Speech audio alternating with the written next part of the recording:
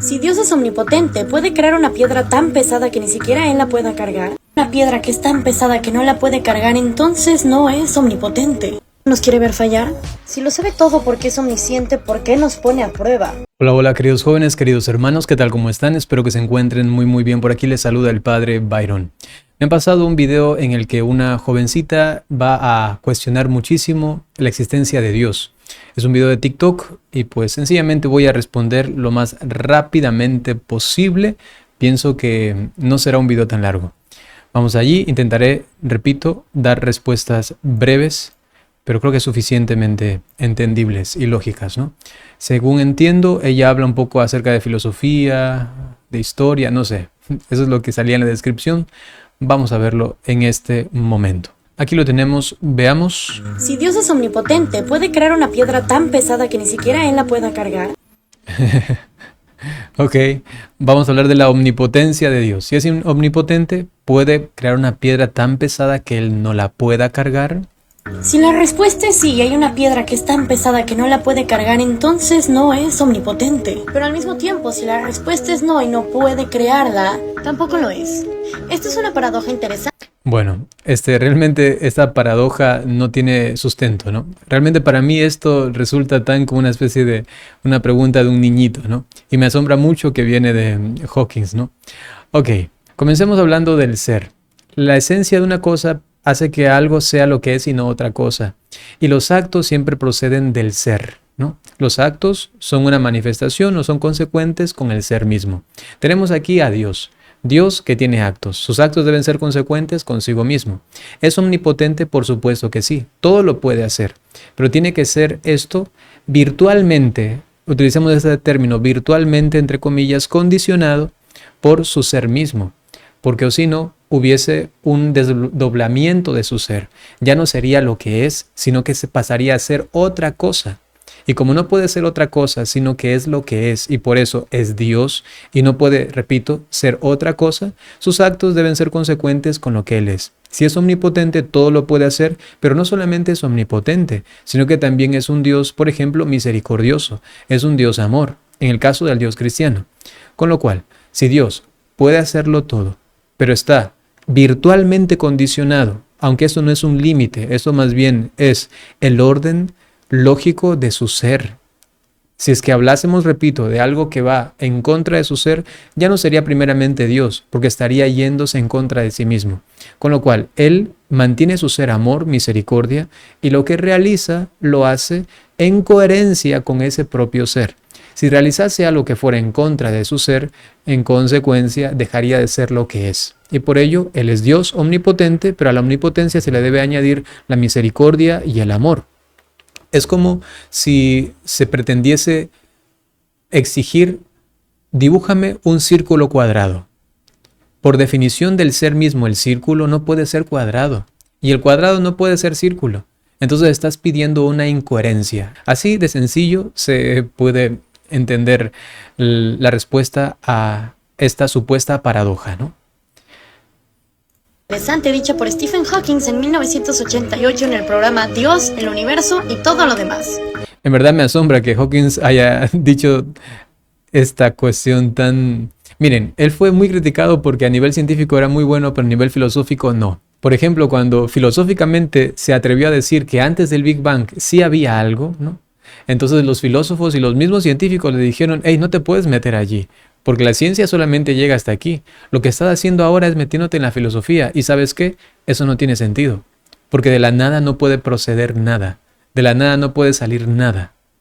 Entonces mejor ahí silencio, ¿no? Y pues la comunidad científica le advertía también sobre esto porque no hay sentido común, no hay lógica filosófica en lo que él decía, ¿no? En lo que él decía. Igual, al respecto de esto, me parece que es muy bajísimo el nivel argumentativo filosófico y aparentemente paradójico, ¿no? Ok, continuamos. Y que se basen los jóvenes en esto, solo hace falta un poquito de coherencia filosófica, ¿no? O lógica, ¿no? Bien, continuemos. Dios, el universo y todo lo demás. Pero esta para nada es la primera vez que alguien hace un cuestionamiento sobre la existencia de Dios o su legitimidad. Por ejemplo, podemos regresarnos hasta la antigua Grecia y hablar del dilema de Epicuro, que decía algo así como: el mal existe, Si Dios no sabe de su existencia, entonces no es omnisciente. Si sabe, Ya. no puede hacer nada. Ok, ahora vamos a hablar de la omnisciencia de Dios. Ok, primero omnipotencia, listo, ahora la omnisciencia. ¿Conoce o no conoce el mal? ¿Puede hacer algo en contra de ese mal? Veamos. Un poquito antes dice entonces es omnisciente. Entonces no es omnisciente si no conoce el mal. ¿Ok? No es omnisciente. Entonces Dios conoce el mal, sí conoce el mal. ¿Ok? Si sabe y no puede hacer nada al respecto, entonces no es omnipotente. O peor, Claro, por supuesto que Dios ha hecho algo. Ella dice, si no conoce el mal, es el dilema también de Epicuro. Si Dios dice o no conoce el mal y por eso no hace nada, entonces no es omnisciente, no conoce todo. Si es que Dios sabe que existe el mal y no puede hacer nada para eliminar ese mal, entonces Él ya no es omnipotente, porque no puede eliminar ese mal. Y a esta argumentación pues se repite fácilmente lo siguiente. Primero hay que considerar que estamos en una dimensión temporal, ¿sí? Y entonces las cosas se dan en el tiempo. Y como se dan en el tiempo, entonces también Dios se acopla, digamos así, a nuestro tiempo para que el mal en este tiempo, ¿sí?, sea totalmente aniquilado. ¿Y cómo se lo ha dado? De manera progresiva. Es una revelación y una salvación progresiva. Así Dios ha venido en la plenitud de los tiempos, en la persona misma de Jesucristo, para redimir y quitar el pecado del mundo. El pecado es sinónimo de la maldad, de toda la maldad que existe. Con lo cual Dios ya ha destruido la maldad. Ahora lo que falta es que esto llegue a su consumación. Pero repito, para nosotros se nos hace como muy lento, muy despacio. Pero es que hay que recordar que Dios tiene hijos y quiere redimir a la mayor parte, a la mayor cantidad posible de sus hijos. Entonces, en su paciencia, Dios espera que en el tiempo se vaya desenvolviendo todo esto para poder salvarlos. Básicamente se entiende así. Y no es que entonces Dios no pueda hacer nada, sino que ya lo ha hecho en Jesucristo. Y luego falta la consumación de esto. Y por ello, si es que nosotros viésemos todo desde la eternidad, que un día lo vamos a hacer, entonces todo esto sería como un segundo, básicamente, ¿no? Para Dios, un segundo es como 1000 años. 1000 años como un segundo. Y entonces entenderíamos que la paciencia de Dios ha hecho que en la temporalidad el erradicar, sacar totalmente la maldad del mundo ha sido posible y lo ha hecho en su Hijo Jesucristo, ¿no? aún, si sabe, puede cambiarlo, pero decide no hacerlo, es malévolo. Si cualquiera de las premisas son correctas, entonces ¿por qué merece ser llamado un Dios? Y es que esta idea de un Ok, entonces aquí habla más bien de la maldad en Dios, o que Dios es malévolo, es malvado, ok. A ver, aquí hay que hacer una distinción. Teológica y filosóficamente hablando, en Dios existe algo que se llama la voluntad positiva y la voluntad permisiva de Dios. La voluntad positiva es lo que Dios quiere de hecho, es lo que Él desea para sus criaturas. Por ejemplo, quiere que todos vivamos felices, amándonos los unos a los otros según sus preceptos, y así todo el mundo se salve. Básicamente es esto. Sin embargo, también existe una opción del ser humano a no por Dios, decidir a no por Dios. Esto Dios lo permite, sí, porque si no lo permitiese, entonces ahí sería realmente malvado, porque nos hubiese creado condenados, entre comillas, para amarle como un robot, sin libertad, sin opción, sin la capacidad de discernir y evocarse hacia Él, amarle a Él. Con lo cual, desde que Dios crea al ser humano, y esto le decía, por ejemplo, a una santa, disculpen que meta esto en estos argumentos, pero me parece algo muy bonito, le decía a Santa Catalina de Siena: de todo he querido ser dueño, menos de la voluntad, de la libertad del ser humano. Y es allí, pues entonces, donde se da la voluntad permisiva de Dios. Es decir, que Dios ha querido que nosotros tengamos el permiso para elegir algo inclusive en contra de Él. ¿Para qué? Para que le reconozcamos también a Él como lo que es el bueno, el bello, lo que es el bondadoso, lo que es el perfecto, ¿no? El uno. Y de allí, en cambio, podemos deducir que Dios es amor, porque justamente nos deja en libertad. Y todo el mal que pueda ocurrir tiene que ver con las malas acciones del ser humano, ¿no? Y ahí ya vendría toda una cuestión teológica de dónde procede el pecado y todo esto, pero entendido así, a breves rasgos, la situación que estamos tratando, pienso que no resulta tan descabellado, ¿no? Dios malévolo me parece sumamente interesante. Déjenme proponerles otras preguntas. Si Dios nos hizo a su imagen y semejanza, pero somos seres imperfectos y destructivos, ¿Dios también lo es? Para la Iglesia Católica, la doctrina, esto tiene una respuesta sencilla, pero no es tan fácil luego de entenderlo, ¿no? Y eso tiene que ver con el pecado original. El pecado original, que tiene que ver con nuestros primeros padres, ella hace alusión a la imagen y semejanza, porque está hablando entonces del Génesis, una primera pareja de la cual pues heredamos el pecado original. De allí pues que se da la concupiscencia, es decir, una inclinación hacia el mal. De esta inclinación pues ya luego proceden los consentimientos a esa inclinación, y esto da paso al pecado, a la maldad. Según la doctrina cristiana, lo que ha hecho el pecado es herir nuestra naturaleza. Bien, ¿cómo se compagina esto con un Dios amor que nos ha creado imagen y semejanza de Él? Pues se compagina en tanto y en cuanto nosotros también estamos buscando amar, también estamos buscando la verdad, también estamos buscando el bien, también estamos buscando lo trascendente, lo perfecto. Lo que sucede actualmente es que el pecado lo ha tergiversado todo, y lo que ha hecho Dios en su infinito amor más bien es buscar la manera para restaurar a este ser humano que, como he dicho antes, lo ha creado en libertad para que pueda decidir. Y la mayor obra de amor de Dios, y ahí se nota su misericordia, es que justamente ha enviado a su propio Hijo para que tú y yo seamos salvos. ¿Se entiende esto? Ok, vamos a ver. Si parte de amarnos es aceptar los dogmas de fe, entonces ¿por qué nos hizo tan curiosos? ¿Acaso no? Nos ha hecho curiosos justamente por el deseo de la verdad. Es que ha puesto en nosotros justamente su imagen. No estamos satisfechos con la mentira. Nos llama la atención lo coherente, lo verdadero, lo lógico. En definitiva, la verdad misma. Y nuestro corazón va a estar inquieto hasta que encontremos a Dios, encontremos la verdad que nos da satisfacción en el entendimiento, nos da satisfacción en la emotividad también, en la afectividad. El Señor pues nos llena absolutamente. Y todos estos indicios de querer hacer esto, buscar aquí, mirar una forma, mirar otra, estás buscando a Dios. Así se lo ve en la doctrina cristiana, ¿no? ¿Acaso nos quiere ver fallar? No ver fallar, sino más bien nos asiste con su gracia para poder hacer su voluntad. Todo aquel que es asistido por Él y que se deja guiar por esta gracia, pues puede hacerlo. Y eso tenemos testamento pues de todo desde el Antiguo Testamento hasta el día de hoy. Todos aquellos hombres y mujeres que se han dejado guiar por Él, por su gracia, por su voluntad, algunos sin conocerle a través de su conciencia y otros conociéndole a través de su palabra. Y ahí se nota pues cómo alrededor de esas personas, voy a ponerlo así de manera poética, florece el amor, florece la justicia, florece la verdad, ¿no? ¿Nos quiere ver fallar? Si lo sabe todo porque es omnisciente, ¿por qué nos pone a prueba? Él ya sabía que Abraham sacrificaría a su hijo por él. ¿No les parece eso algo un poco cruel?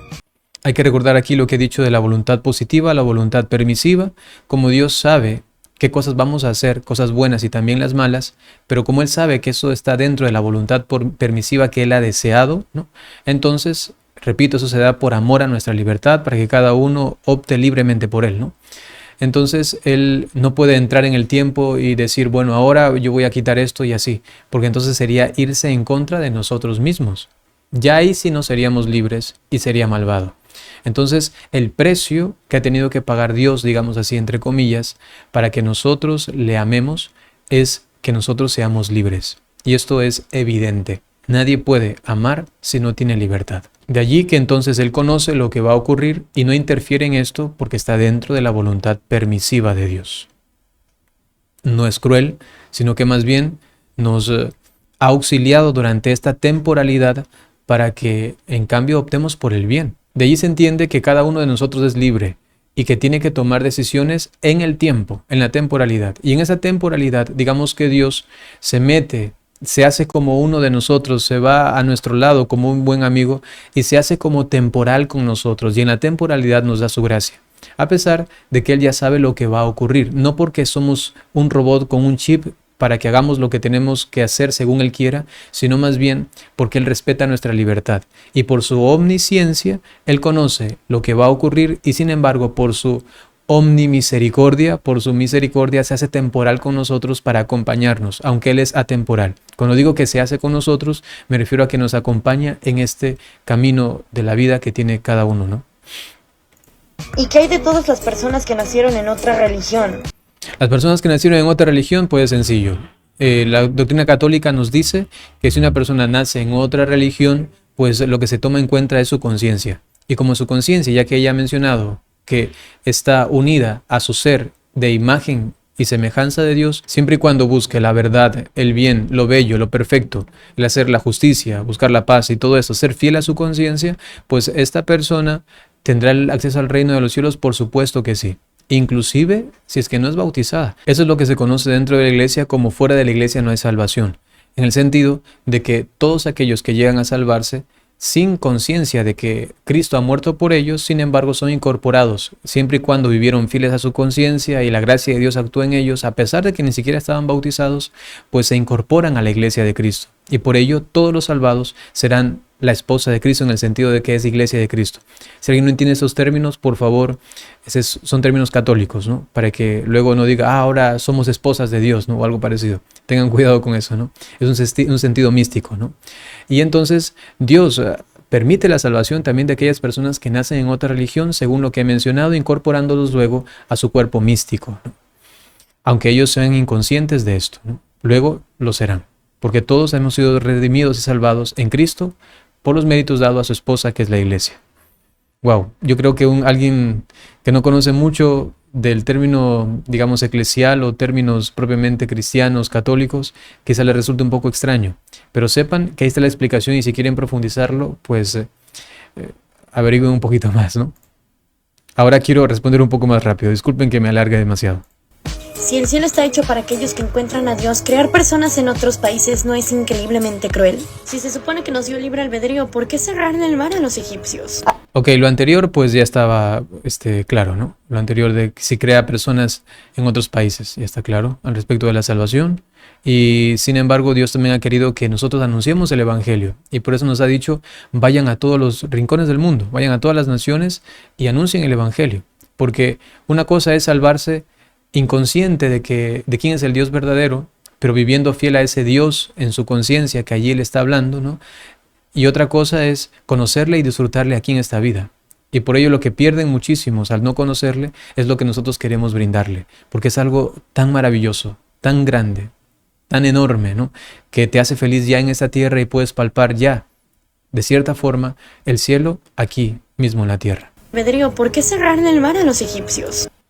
Hacer arder en llamas a Pompeya y torturar a Sodoma y Gomorra. ¿Por qué matar a absolutamente todos los seres vivos de la creación, a excepción de 2 y 2, en un diluvio masivo? Ok, todos los actos malvados, maléficos que se han dado en la historia de la humanidad, también en el Antiguo Testamento. Primero, para hablar de la Biblia hay que conocer la Sagrada Escritura. Hay que recordar que tiene cientos de géneros literarios, con lo cual no se puede sencillamente leer y decir esto es así, según yo entiendo. Para ello hay que conocer todo un contexto cultural, histórico, referencial y, como he dicho, pues lingüístico, literal. Por ello, si vamos brevemente a algunos actos que parecen terribles de parte de Dios, hay que entender que desde el Antiguo Testamento, escritos que actualmente tienen 2700, 2800, 3000 años, pues tienen unas concepciones de Dios que luego también tienen que irse purificando. Por ejemplo, se le atribuye a cerrar el corazón al faraón en el tiempo de Moisés a Dios, porque a Dios se le atribuía todo lo bueno y lo malo. Lo bueno y lo malo. Entonces el rostro de Dios todavía tenía que irse purificando para determinar claramente quién es. O si no, no hubiésemos necesitado a su revelación, que es Jesucristo. Él vino a revelarnos realmente el rostro de Dios. Y con eso no quiere decir que el Antiguo Testamento tenga errores al respecto de la revelación. Por supuesto que no. Lo que estamos diciendo es que la revelación ha sido progresiva. Y esta revelación se nos ha ido dando, digamos así, a gota a gota, ¿no? Hasta que se nos ha dado todo el mar, todo el océano, en Cristo nuestro Señor. Por ello, una cosa es lo que el Señor iba revelando y luego también la forma en que iban comprendiendo y entendiendo. Y por ello hay una historia de salvación, ¿sí? Todo lo que ha pasado en el Antiguo Testamento al respecto de Dios, lo que es Dios, de su querer, es verdad. Sin embargo, la comprensión del ser humano pues a veces llevaba a pensar de Dios ciertas cosas hasta tal punto que se le atribuía inclusive hasta las cosas malas. Ahora bien, si Dios ha dicho, yo quiero esto en el Antiguo Testamento a un profeta directamente, entonces lo quiere, pero hay que entender también el sentido contextual. Muchas veces Dios hablaba al respecto de una guerra, por ejemplo, pero entonces se notaba aquí la situación cultural histórica. Entonces no se puede solamente decir Dios quería matar o Dios quería que vayan a la guerra, sino que hay que considerar todo el sentido cultural y religioso y contextual del momento, donde la guerra era algo inclusive, algo normal, era cómo se solucionaban las situaciones. Y Dios no puede exigir a un pueblo que recién está creciendo la perfección total y consumada. Es como si a un niñito tú le pides que ya se comporte como un hombre adulto y maduro. Evidentemente que no. Entonces tienes que ir acompañando a ese niño que recién está gateando para que un día sea capaz de construir un avión y pueda volar, ¿no? Pero desde cuando era pequeñito le acompaño y vamos allí. La revelación entonces ha sido progresiva justamente para que el niño vaya entendiendo de a poco hasta llegar a la plenitud en Jesucristo. Por ello no es tan fácil sencillamente decir, leer algo y decir, ya Dios quiso eso, es un malvado, ¿no? Para ello, repito, hay que conocer todo un contexto y hacer estudios bíblicos, porque no es solamente leer un libro, sino leer un libro que nos hace referencia a una historia específica y a escritores específicos que tenían intenciones específicas que actualmente muy probablemente no se entienden, sino con un estudio profundo al respecto, ¿no? ¿Esa cantidad de cataclismos y exterminios masivos le suena a amor? ¿Qué clase de padre? Bueno, la cuestión natural, en cambio, tiene normas, tiene reglas. En el cristianismo, inclusive, la naturaleza ha sido afectada por el pecado del ser humano. Es que es tan fuerte el pecado que ya todo lo que debería ser armónico ha cambiado. Y entonces los actos del ser humano tienen consecuencias, consecuencias que muchas veces ni vemos. Dices una mentira y no sabes la consecuencia que tiene en la persona que la escuchó y que quizá la repitió a otra y a otra y a otra y a otra. Y no vemos todos los ecos de nuestras maldades personales dentro, repito, de la voluntad permisiva de Dios. Lamentablemente, la creación también ha sido tocada, retocada, dañada por el pecado. Y por ello, pues existe también todo lo malo, digamos así, al respecto de la naturaleza. Condena a su hijo a vivir en las tinieblas por el simple hecho de quererlo superar. ¿Dónde está ese amor incondicional? Ya está hablando ahí del demonio, ¿no? O sea, que a su hijo lo ha castigado eternamente o algo parecido. Primero, el diablo ha tenido que elegir y ha decidido, no quiero estar contigo, Dios. ¿Y qué es lo que hace Dios? No te puedo obligar. Y si no te puedo obligar, pues inclusive hasta te hago un reino. Vas a ser príncipe, eres el príncipe de las tinieblas. Es un acto de la misericordia de Dios. Dios podía haberlo aniquilado solamente haciendo así y destruido el ser del demonio. Pero quizá para el demonio, y lo digo así como de forma teórica, esto es una construcción teológica, inclusive San Juan de la Cruz mencionaba algo al respecto, el demonio prefiere existir con el único bien que tiene, que es la vida. A pesar de que esté en las tinieblas, a pesar de que sea el sufrimiento, pero prefiere existir a no existir. Y por ello, el hecho de que Dios no lo haya exterminado o le haya quitado la vida, representa para él un acto de misericordia. Para el demonio mismo, aunque él no lo quiera aceptar y odie por completo a Dios. Dios lo ama, lo sigue amando. Y si por él fuese, le dijese, ven, estate conmigo. Sin embargo, el demonio ha dado una sentencia definitiva, total y perfecta. Nunca quiero estar contigo. Adiós. Y por ello, Dios más bien se compadece y lo ama desde su ser, a aquel que está alejado de él. ¿Será que la luz que emitía era tan brillante que amenazaba su ego? No es que quiero ofender a Dios, de hecho no estoy hablando de Dios en lo absoluto. Con la cantidad de personas que mató, la intolerancia a las opiniones ajenas y el ego que proponen que tiene. Esto no suena como una deidad. ¿Cómo me puedes pedir que crea en un cuento que apesta a hombre que por donde lo veas nos refleja? Si en verdad existe un creador o una deidad que creó todo lo que existe, el tiempo y el espacio, que nos hace pensar que tenemos la capacidad intelectual de poder interpretarla, de poder... Eso me parece muy interesante, ¿no? Entonces sí, tenemos una limitación al respecto de Dios. No podemos abarcarlo. ¿Qué podemos decir de Dios? Una palabrita. Esa es la teología. Teo de Dios, logos, palabra. Una palabra acerca de Dios. Yo sé que la expresión más formal es el estudio de Dios o el tratado acerca de Dios, pero también se puede decir una palabrita acerca de Dios. Eso es la teología. ¿Y qué podemos decir? Lo que Él nos ha revelado. Primero, en su creación, eso se llama teodicea, y en la teología más específicamente lo que se ha manifestado de Dios mismo, en su voluntad que ha querido manifestarnos. Entonces estamos autorizados a decir todo y solo aquello que Dios mismo nos ha manifestado. Y con base a eso podemos hacer algunas interpretaciones y podemos desarrollar algunas líneas textuales, teológicas, para luego decir, pues esto es coherente, esto es congruente y esto otro, y entonces va en armonía con lo que Dios nos ha revelado. ¿Se entiende? Todo aquello que no se nos ha revelado no podemos decir.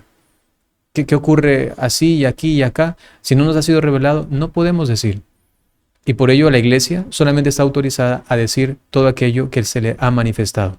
Y por otro lado, que nuestro intelecto es limitado, e inclusive lo que se nos ha revelado, aunque es suficiente para nuestra salvación, aunque nos da verdad acerca de Dios, sin embargo, cada uno de nosotros es capaz de abarcar esto, de asumirlo y de entenderlo de diferente manera. No todos somos un Santo Tomás de Aquino, otros quizá sencillamente conocemos lo suficiente para nuestra salvación, que es lo que todo el mundo puede conocer, ¿no? Así que sí, tenemos límites, pero también tenemos un acceso a la verdad porque Él mismo nos ha revelado. Eso es lo complicado de las otras religiones, que no tienen una revelación directa, inmediata, de una persona que es Dios, que es hombre y Dios verdadero, Jesucristo. Entonces el conocimiento de Dios les resulta un poco más complicado. Y por ello inclusive hasta ateos que han estudiado la moral cristiana católica dicen, en comparación a las otras religiones, la más elevada es la católica. ¿Por qué? Porque tenemos una luz que nos ha manifestado el Señor a través de su revelación para conocer las cosas con verdad y veracidad, ¿no? Todo aquello que Él ha querido revelarnos. Voy a retroceder un poquito para no perder la idea. Que tenemos la capacidad intelectual, ¿ok? Que tenemos la capacidad intelectual de poder interpretarla, de poder transcribir sus palabras sin envenenarlas o pervertirlas. Que nos hace pensar que tenemos el derecho de imponérselo a los demás e intentar evangelizar a todos. Ok, eso tiene que ver con el Espíritu Santo, básicamente. Primero, el Espíritu Santo guía a su iglesia, es una promesa de Jesucristo. El Espíritu Santo guiará a su iglesia a la plenitud de la verdad, entonces confiamos en su palabra. Y segundo, el mismo Jesucristo nos ha dado el Espíritu Santo para ir y anunciar a todo el mundo el Evangelio. ¿Por qué? Porque es la buena noticia, es lo que tú necesitas. Y por ello estamos autorizados, evidentemente que sí. No por nosotros mismos. Nosotros sí pudiésemos esta revelación de Dios desfigurarla y comunicar algo totalmente, inclusive hasta atroz. Sin embargo, tenemos una asistencia que es la del Espíritu Santo. Y aquí nos encontramos en una encrucijada. O creemos o no creemos en este Cristo que ha resucitado. Si creemos, entonces sabemos que sus palabras son veraces. Con lo cual, creo que el Espíritu va a guiar a esta iglesia a la plenitud de la verdad. Y Jesucristo que nos dice, vayan y evangelicen a todo el mundo. Entonces, aunque no seamos los más calificados, sin embargo, estamos autorizados por Él. Porque será Él el que actuará en nosotros y nosotros seremos unos inútiles siervos, instrumentos que Él va a tomar. Todo el mundo. Algo me dice que me quiere seguir en Instagram.